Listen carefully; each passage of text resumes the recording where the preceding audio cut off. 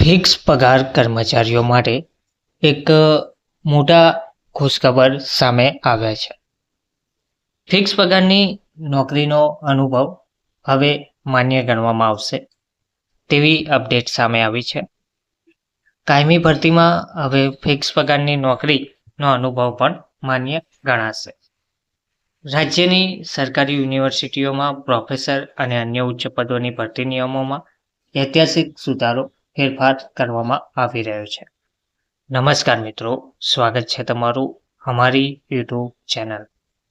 મિત્રો, ફિક્સ પગારની નોકરીનો જે સમયગાળો, જે અનુભવ છે તે માન્ય ગણવા માટેની જે મહત્વની અપડેટ સામે આવી છે તે વિગતવાર સમજીએ તો રાજ્યની જે તમામ સરકારી યુનિવર્સિટીઓ માટે શિક્ષણ વિભાગ દ્વારા એક મહત્વપૂર્ણ પરિપત્ર બહાર પાડ્યો છે.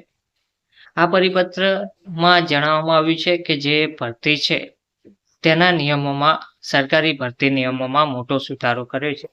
અત્યાર સુધી પ્રોફેસર હોય કે અન્ય ઉચ્ચ પદોની ભરતી હોય, આ ભરતી દરમિયાન ફિક્સ પગાર પર અધ્યાપક સહાયક તરીકે કરવામાં આવેલી સેવા અનુભવ તરીકે માન્ય ગણવામાં આવતી ન હતી, જેના કારણે અનેક લાયક ઉમેદવારો વંચિત રહી જતા હતા. હવે નવા નિર્ણય મુજબ 5 વર્ષ સુધીનો ફિક્સ પગારનો શૈક્ષણિક અનુભવ પણ માન્ય ગણવામાં આવશે તેવું જણાવવામાં આવ્યું છે. અને નવા નિર્ણય મુજબ 5 વર્ષ સુધીનો ફિક્સ પગારનો શૈક્ષણિક અનુભવ માન્ય ગણાશે. નવો નિયમ રાજ્યની તમામ યુનિવર્સિટીમાં ફરજિયાત રહેશે.